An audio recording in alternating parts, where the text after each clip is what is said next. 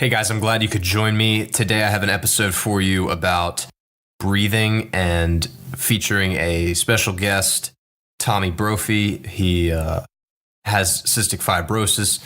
He has battled it his entire life since he was diagnosed at 6 months of age. So I sat down with him. We've been friends for a few years, been in the same fraternity in college together.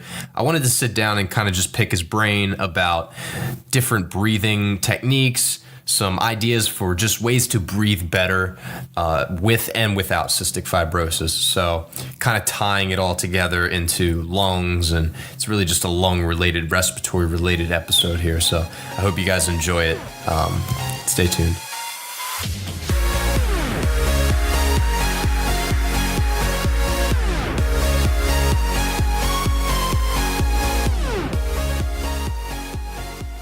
All right, so Tommy Brophy, everybody, he is with me today. He has kindly volunteered his Thursday night to sit down with me, talk to me a little bit about CF, talk to me a little bit about, his own experiences with the respiratory system. For those of you guys who don't know, CF is a disease defined by the CF Foundation as a progressive genetic disease causing persistent lung infections, limiting the ability to breathe over time. And I think from there, Brophy, tell us a little bit more about like what that actually means in a practical sense. Tell us about the story of Tommy Brophy. So essentially I was diagnosed when I was 6 months old. Yes, sir. Fully genetic disease, so you can't catch it from me. That's something people always ask, but it's fully genetic. You can't catch it from someone else. You get it passed down through your parents' genes, and it requires 2 mutations to a certain protein. And when that protein stops working, then it causes problems. And there are a lot of different variations of the mutations that can happen. And with that comes varying severities of how your body reacts to certain antibiotics, medications, etc. For me, on a daily basis, I do about 2 hours of treatments, which include inhaled medications, such as a nebulizer, which is a machine with a mouthpiece that has a tube connected to it, in which in the mouthpiece I put a little bit of medicine, and when I turn on the machine, it turns that medicine into a vapor that I then inhale into my lungs. So do that twice a day at least, sometimes 3 or 4 times, depending on how I feel. Another one is I put on this big vest that connects to a machine with tubes. I turn that on and put it on a certain frequency and pressure. And when I turn it fully on, it starts to try to shake the mucus in my lungs, because the ultimate goal is to get the mucus in my lungs out of my lungs. Because that's pretty much the biggest issue with CF patients. We constantly have mucus in our lungs. We're coughing it up a lot, and it just causes problems down the road. Reduction in lung function. So what someone might do really easily, like walking up a set of stairs, although most people don't. I might get a little bit more out of breath than you, or things along that nature. Just athletic events. If I try to run a lot, I'll get way out of breath a lot faster than everyone else. Those are just some of the main ways it impacts me, but there are a lot of other ways too. I sweat a lot, and with that sweat, I go through twice the amount of salt as a regular person, which the only benefit is that I can eat as much salt as I want, which is great for me. But that's a good way to look at it. It does get irritating sometimes. So that's 2 of the main things about it. I have to do different breathing exercises throughout the day just to try to keep things moving in my lungs. Working out is one of the best ones, specifically running or swimming. But I think running is actually a little bit better in terms of CF, just because of the movement up and down. Is also a bit of a shaking in my lungs. And I've always noticed that after I go on a long run, I cough a ton after it. And with that coughing, I bring up a ton of mucus, which is kind of disgusting, but it's good because then my lungs are clearer and I feel better. So those are just some of the main ways that CF impacts me. And the average life expectancy when I was born was in the mid-30s. It's gone consistently up since then because of the research that the CF Foundation does. As a result of this disease, I decided to start a fundraiser at the University of Maryland for CF. It's a walk, and I started one my freshman year. The idea came to me from Connor Mules, one of my good friends, who he had done them in Baltimore County before, or Carroll County, and I had done them up in New Jersey, up in Voorhees, New Jersey, or Medford. So I'd been a part of them before as well. And he suggested that, and I talked to him some more and figured it's a perfect idea, especially at the University of Maryland, where it's a beautiful campus, ideal for walking, and it kind of stinks walking sometimes, but like the amount of fields that we have and the space for it is really great. So I reached out to CF Foundation, got the go-ahead in about November of my freshman year, and then continued to work on that with people I knew, trying to grow the word. And since then, it's grown to over 400 people attending and over $60,000 raised last year. That's incredible. The event is on April 7th at 1:30 for registration for check-in, and then 2 o'clock walk on a Sunday. So should be a good time. Hopefully we'll get some good weather again. We've had good weather the past 4 years, which has been great. And hopefully we'll get lucky again. A great spring day. And it's incredible to me, like, it's just the impact, like you say, since your freshman year. Like, how many have you done so far? It's been like 4? It's been 4 years of doing it. The first year, it was pretty poorly planned by me. I did it for 8:30 registration and then like a 9 or 9:30 walk on a Sunday. And we were lucky to get about 60 people out at the event. And they were all struggling a lot because it was Sunday in college. So the next year, I decided to plan for the afternoon. Did it for about 1:30 and then 2 o'clock walk. And there were about 280 people at it. And then the last 2 years, there were about 400 people each time. Yeah, absolutely, man. And it's kudos to you, for real. I mean, the fact that, you took the initiative to start this, you started something basically out of nothing, something that wasn't here. And I know it means a lot to you, not only because you have cystic fibrosis, but your brother was also born with it. Yes, my younger brother has it. Yeah, your younger brother. My parents found out that I had it when I was 6 months old. You're always born with it, correct? Correct. Okay. They found out with him before he was born, though, because they did some testing to see if he would have it. Mm-hmm. Yeah. Well, I can tell you, Brophy, from my own experience, it's inspiring to see what you've done. It's inspiring to see, someone taking that initiative to do something that means a lot to them and making the most of it. Honestly, like every day, I feel like for you, it's making the most of each day, each moment. And that's why I think I look up to you so much. It's just based on the fact that you're able to stay present and just stay, moving towards what you care about. And I think that's part of the reason I wanted to bring you on this show. I wanted to share this experience with you because I think I'm at a point in my life where, I too am starting to, be able to branch out and like do my own thing. So I want to talk to similar minded people in that regard. Yeah. So let's get into the ways of cultivating better breathing, sort of the benefits of breathing. Just to rattle off a quick research study that I did find. And so there was a ProMedica Toledo Children's Hospital study, and it found that in an eight-week program of yoga for CF patients, there was a significant improvement in the respiratory function. So they have like a CFQ. It's like a cystic fibrosis quality of life general measurement across a bunch of different categories.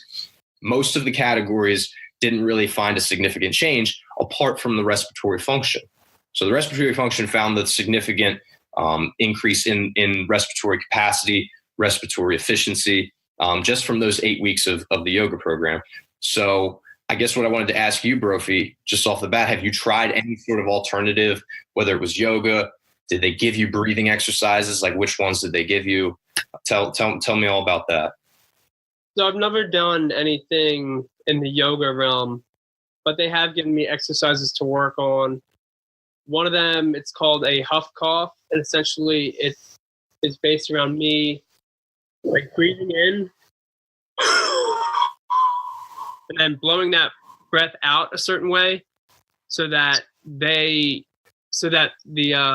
mucus in my lungs is kind of forced up, and I try to force it out in a way. Another exercise that I've done is called stacked breathing, where I breathe in for a second and then blow out as much as I can. Then I do the same thing 3 times. Then I breathe in for a little bit longer and blow it out as much as I can for 3 more times. And then I breathe in as much as I can and blow it out for as long as I can for 3 more times. And what that's supposed to do is it's supposed to get your airway, get air flowing through your lungs so that the mucus in your lungs gets sort of wiggled by these fibers in there, and it eventually moves, at which point when it starts to move, then they would suggest doing a treatment so that your airways can bring that up and clear it out. For getting movement in those deeper parts of your lungs is probably the most important things. Because, I mean, as you might know, what my doctors always said is that your lungs are like if you took a tree and took it upside down and just put it there, because there's so many different branches within that. And the deepest airways all the way down are the hardest to get to. And so some of the small airways are what are most affected by CF, but slowly but surely, the bigger airways get affected, and you have to keep doing things to try to keep that clear, keep things moving, and keep going. Yeah, for sure. Well, it's interesting you mentioned, clearing out that stuff, at the bottom of the lungs, that mucus, that phlegm. It's interesting because it's not the first time I've heard it. I've heard it in different breathing practices that we do in yoga. People tell you that if you're able to get the stuff from the bottom of the lungs up and get it moving, you're helping your lung capacity, you're helping your lung efficiency, because just like anything else, the effects of gravity, they have control over that. They're put, we spend most of our time in an upright position where all of the heavier stuff is going to fall to the bottom of the lungs. So you have to do things to break that up. And one of the things that I like to do personally is called breath of fire. And all it is an active exhale, pushing or contracting rather, just underneath of where your belly button is. So it's just like just like you showed with, I think one of your breaths sound like pretty similar to that, where you're just blowing out the air quickly. And it's an active exhale, but then the inhale becomes passive.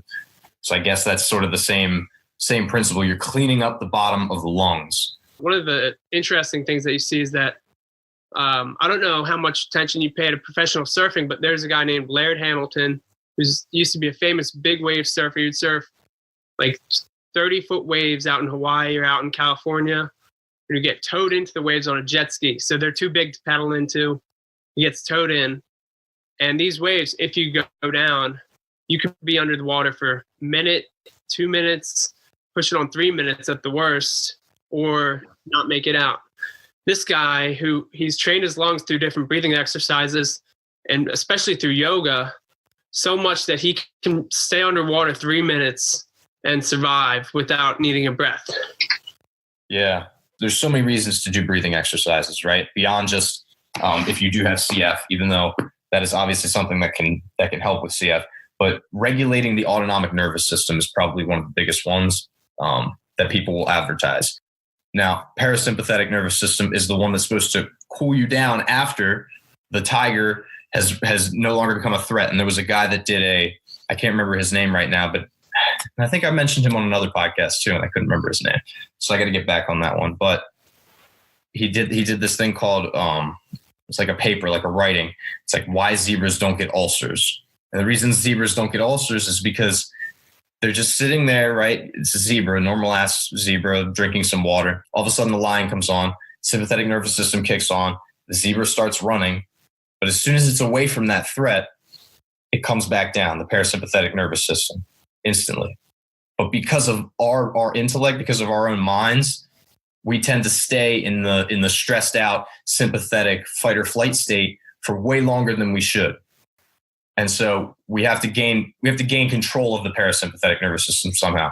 And so when you're breathing, when you're meaningful breathing, doing the breathing techniques that you had already touched on, that I had already touched on, even if it's just consciousness of breathing, you're enacting the parasympathetic nervous system. When you inhale, right, you're bringing all of that. When you have a meaningful deep belly breath, belly inhale, it's like you instantly feel that state of calm because you're suspending the sympathetic nervous system. And so then when you hold it, it's still suspended there. It just stops. It freezes for a minute. Then when you have that exhale, that's the parasympathetic nervous system that starts to kick in, that starts to enact. And that's why you feel that overwhelming sense of calmness when you do breathe meaningfully. I don't know if you've ever seen those kind of effects with your own breathing exercises.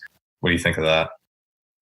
I don't know if I have specifically, but I mean, I've had classes in high school where we did yoga for the class, and we focused mostly on our breathing. And after a lot of that, you tend to want to take a nap, fall asleep, and you feel a lot better after it. Yeah, for sure. Mentally clear. For sure. And I got a breathing exercise I want you to do after I cite all these. So hold on for that one. But some other reasons you should be doing like better breathing or more conscious breathing or breathing exercises. Belly breathing stimulates digestion. When we move the diaphragm from belly breathing, it's pushing on those internal organs. It's helping digestion because it's moving with the diaphragm as you're belly breathing. So digestion is another benefit. Breathing also stimulates parts of fascia in the body. So it stimulates. So fascia is essentially just this covering of the muscles. It's like an encasing around all the organs and all the muscles and things like that. It's all over your entire body. And the thing of it is, we think that muscles they get tight. That's what we say. Like our muscles are getting tight, but our muscles aren't getting tight. Our muscles are actually naturally very flexible, very supple. The thing that's not flexible is the fascia surrounding it. So it's actually the fascia that you need to focus on. And so I would recommend, like, if anybody wants to learn more about that, just research what fascia is. It looks almost like a webbing. How do you spell that? Fascia. Okay. Yeah. Pretty simple spelling. I think I got that right. But yeah, really interesting. I never learned that until I started learning how to become a yoga teacher. But that's something to consider. So when you're breathing into the chest or the ribs or whatever, you're breathing into the side body, you're stimulating the fascia there. You're making sure that you're not as tense in those areas, which goes back into stress, really. Breathing into the certain parts of the body also stimulates what's called interstitial fluid. And interstitial fluid is the fluid that leaks out of your capillaries, your blood capillaries, when you're circulating your regular blood. And so it needs to be cleaned out of there by the lymph system. So the lymphatic system, it has to get moved to these nodes where it can get cleaned out of the body, because otherwise it causes stiffness and swollenness, fatigue. The thing with the lymphatic system, with this part of the body system, it doesn't get moved with blood. It has to get moved through deliberate movement. So it's actually very dependent on exercise. And that's why if you don't exercise for a long time, you can be stiff in some ways. Like you feel like a little stiffness if you get out of bed sometimes.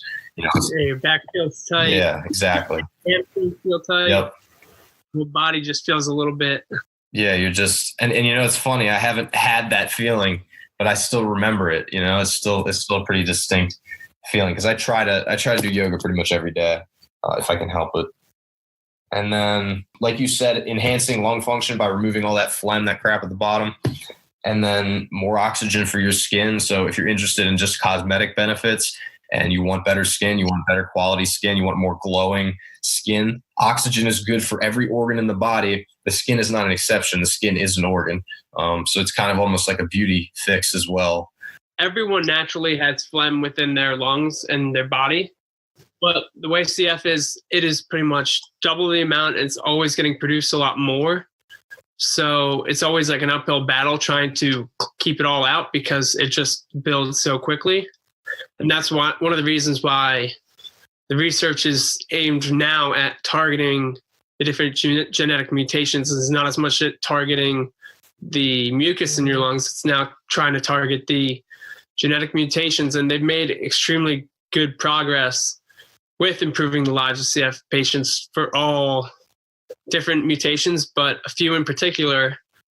And they continue to, with the millions and millions of dollars of research going into it, probably in the billions by now, mostly from this one company, Vertex Pharmaceuticals. They've been putting out drugs more recently and testing a lot. And what they've done is they've helped improve the lung functions of various CF patients that have done the trials by like upwards of 30, 40, 50% with the new medications that are coming out.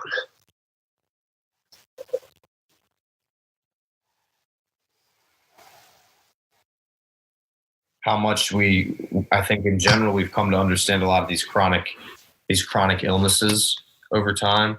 The information is more out there, and it's easier for people to rally behind these causes. I think it's just because of the nature of the internet. And that's why I always say, like, I love social media. I love the internet. Like, people can bash on it all they want, but it's such a vehicle, you know? And I think having and knowing how to use it is huge, because you can advance a meaningful cause. So I think that's super important as well.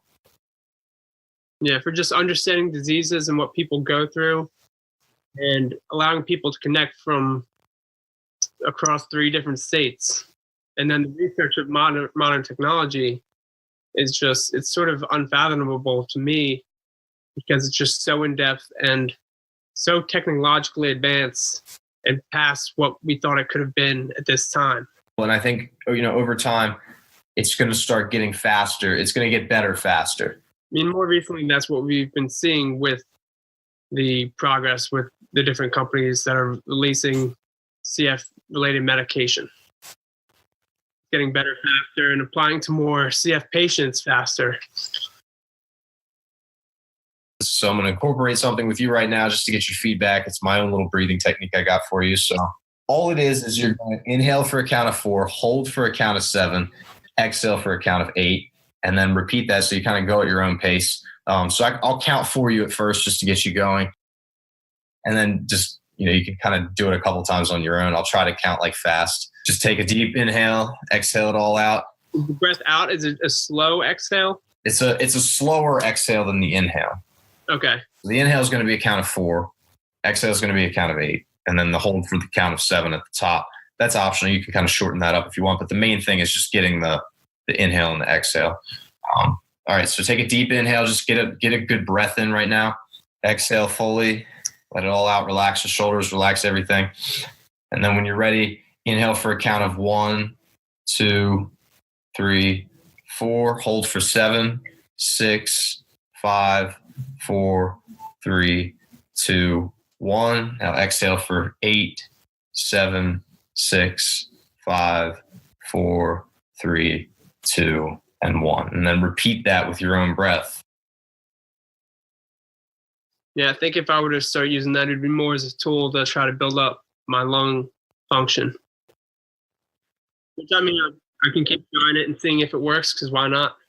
Yeah, well, and that's the thing. I mean, that's the whole point behind it, right? I mean, none of us, people say they don't want to do yoga because I'm not flexible, but the point is that you do yoga and you become flexible. You don't have a huge lung capacity, but that's why you breathe, and then you get a better lung capacity. I think it would be interesting to learn more, because there really aren't that many studies out there about it.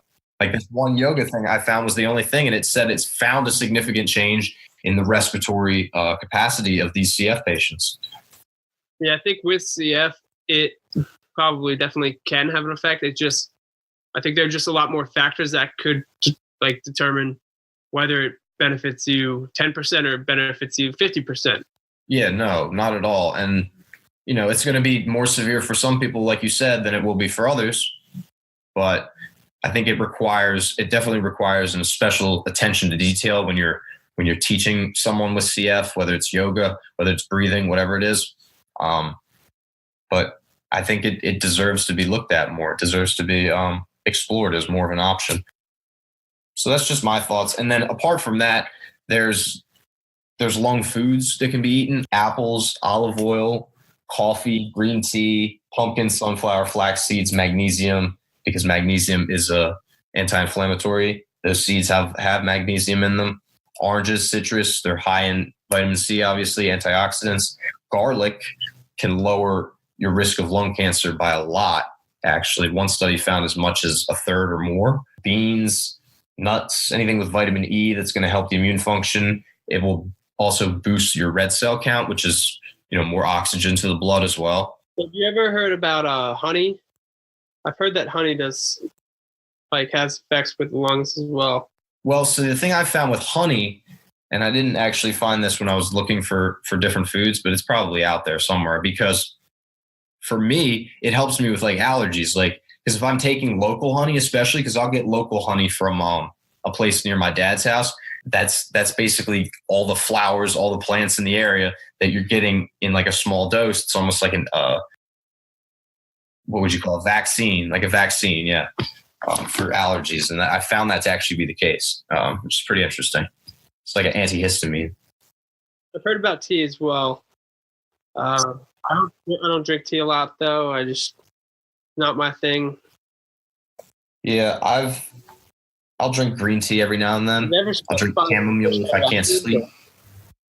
What'd you say? Which kinds of apples, or is it any kind of apple? I would imagine I guess it really wouldn't matter. I'm not sure. I mean, they always say like Red Delicious. I think the skin on it is probably like the healthiest. Yeah. Makes it like one of the healthier apples that you can eat, but having one today. I don't know about lung function, like how that benefits. I don't know. I do a lot of food stuff too. Like I'll just prepare shit and put it on the story. It's always like plant-based or whatever. Yeah, a lot of people have actually reached out to me and said that they like that. Gives people something new to try. It does. And I think a lot of people want to try, but they just don't. They want that next little push, maybe. They want that little bit of information. Sometimes it's just an information gap where they're not getting exposed to like, okay, here's some healthy recipes. Here's some healthy options that you can do. What does it taste good with? Yeah, exactly. That's always been my big thing. And another big thing, like one huge problem I had with being or trying to be vegan, I call myself a vegan in training because obviously I still eat honey, which off the bat makes me not vegan. But there's other times where like every now and then I'll eat like cheese or eggs, not a lot of meat though. And so that's why I call myself a vegan in training. And the thing that I found is sort of just at first I wanted to always get more protein into my diet. I'm like, I need protein. I'm going to get weak. I'm going to get fucking skinny. I'm going to get weak.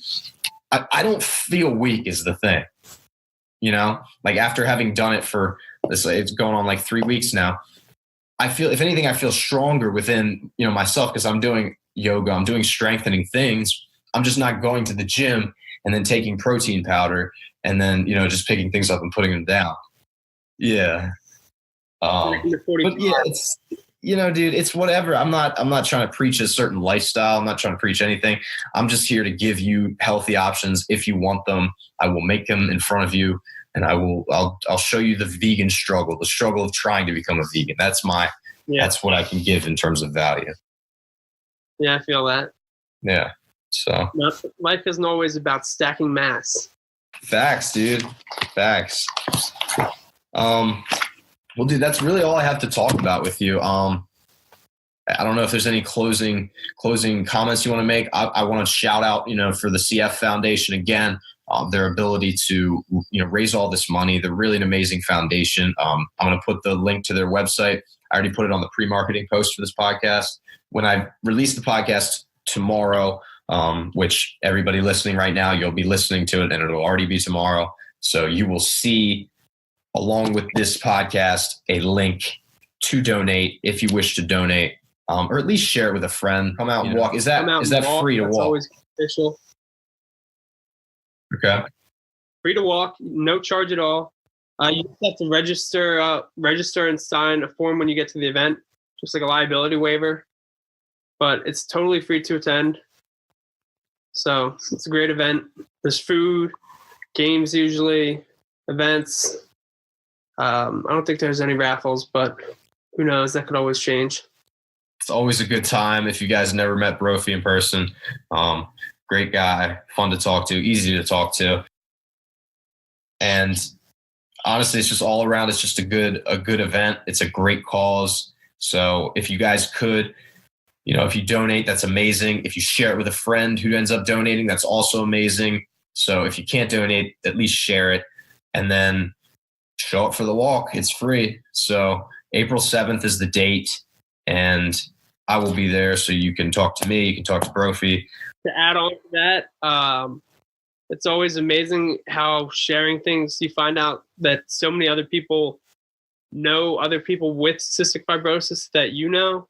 When I first started it, I was so surprised to find out that a bunch of people that I had met at school knew other people that have CF or had it, and then maybe passed away or moved away, depending on whatever circumstances. So it really is incredible how many people do have it, and it's probably a lot closer to you than you really think. So it's always worth sharing, spreading the word, and then coming out to walk if you can, donating if you can. Thank you to Colin for having me on. It was a pleasure. Really enjoyed it. Thanks for being on the show, man. Really. And thank you all the listeners that tuned in for this. I hope you guys got a side of the Tommy Brophy that, I admire so much. So share the podcast with a friend that you think needs it. Thank you guys again. Stay happy, stay healthy, and take care.